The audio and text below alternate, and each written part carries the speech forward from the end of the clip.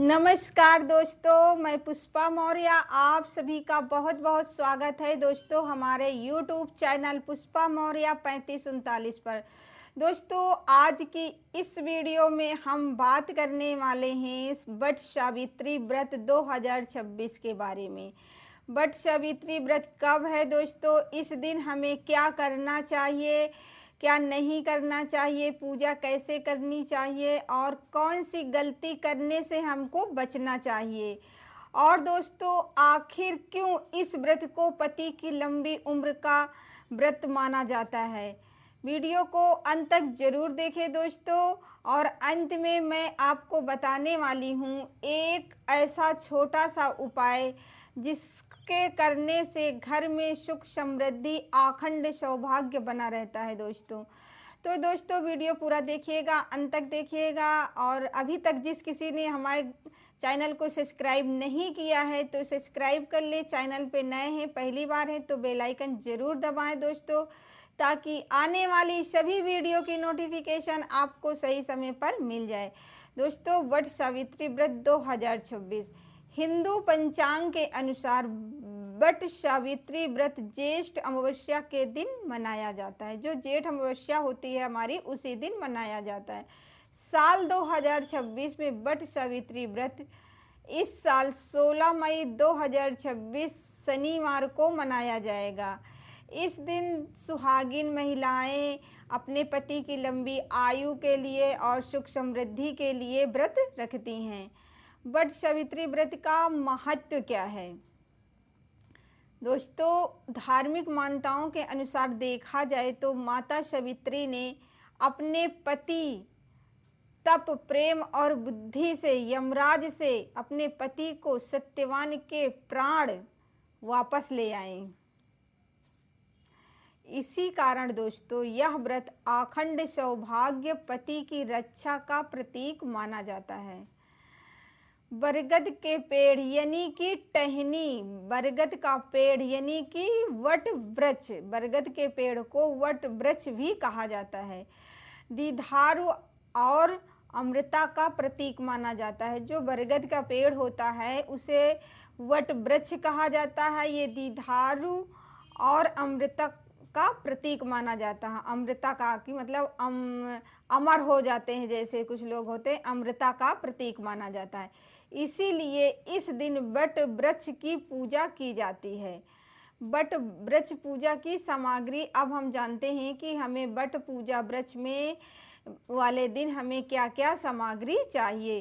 तो दोस्तों ध्यान से सुनिएगा, पूरा वीडियो देखिएगा। वट सावित्री व्रत में हमें चाहिए, देखिए, रोली चाहिए, कुमकुम है, अक्षत है, फूल है, जल से भरा एक लोटा हो, भीगा हुआ चना हो, लाल धागा हो या तो फिर आप कच्चा सूत भी ले सकते हैं, मिठाई हो, ऋतु फल हो, ऋतु पुष्प हो, दीप हो, धूप हो और बरगद पेड़ की पूजा मतलब पूजा सामग्री। ये हो गई हमारे बरगद पेड़ की पूजा सामग्री हो गई। और सावित्री सत्यवान की तस्वीर भी लगती है। जो सावित्री जिसने इस व्रत का शुरुआत किया था, और तो सावित्री और सत्यवान की तस्वीरें भी लगती हैं।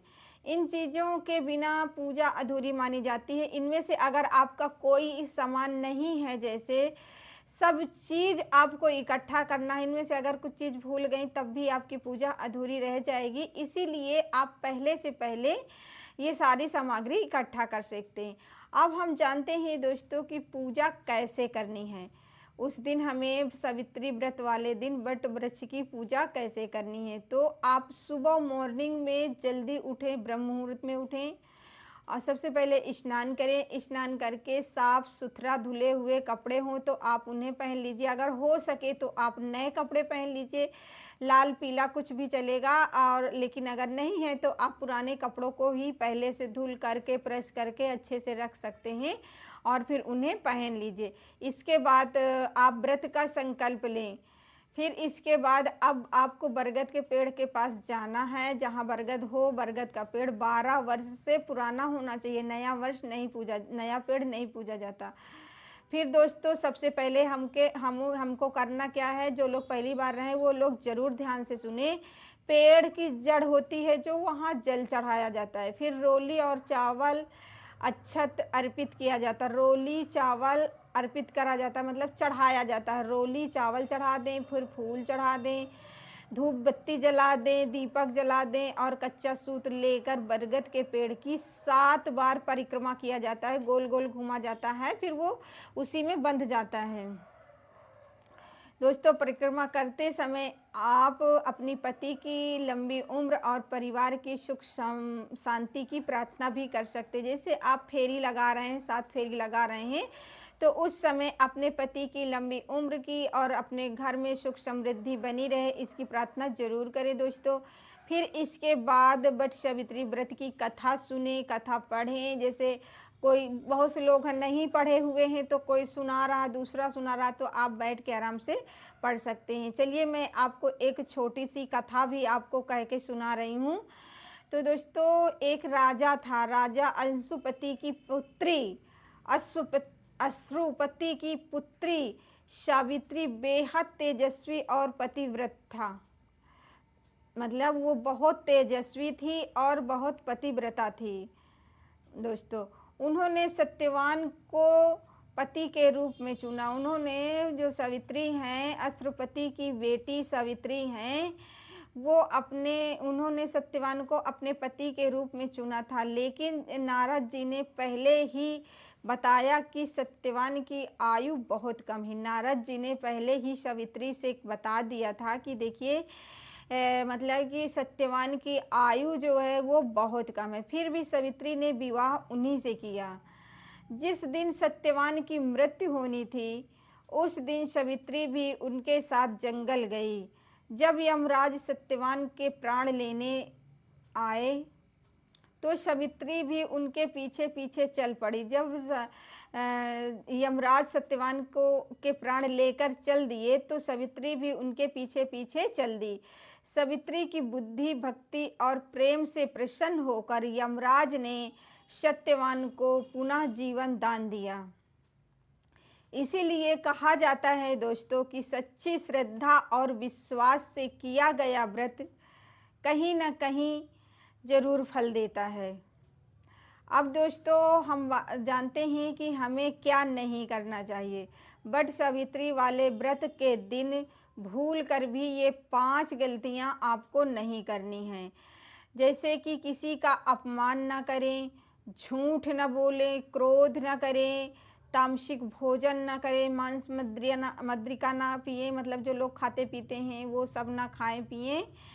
और दोस्तों, पेड़ की टहनी ना तोड़ें, मतलब डाल वाल ही जो है उस दिन ना तोड़ें। इस दिन मन और वचन दोनों को पवित्र रखना बहुत ज़रूरी माना जाता है। सच्चे मन से रहें, किसी के लिए अपने मन में गलत भावना न रखें, बहुत माना जाता है। दोस्तों, अगर आप भी अपने परिवार के सुख शांति और समृद्धि की और अपने पति की लंबी उम्र की कामना चाहती हैं तो कमेंट में जय सावित्री माता जरूर लिखें दोस्तों। और दोस्तों, अगर आपको वीडियो पसंद आए तो लाइक करें, शेयर करें, ताकि ज़्यादा से ज़्यादा लोगों तक ये पवित्र जानकारी हमारी ज़रूर पहुँचे। दोस्तों, ऐसे ही धार्मिक व्रत और पूजा से जुड़ी जानकारी पाने के लिए हमारे चैनल को सब्सक्राइब करें और बेल आइकन ज़रूर दबाएं। धन्यवाद दोस्तों। जय माँ सावित्री।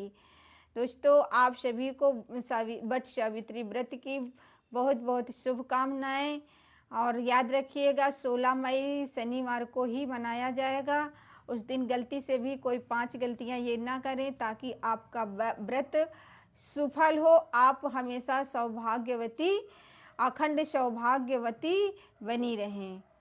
जय माँ सावित्री।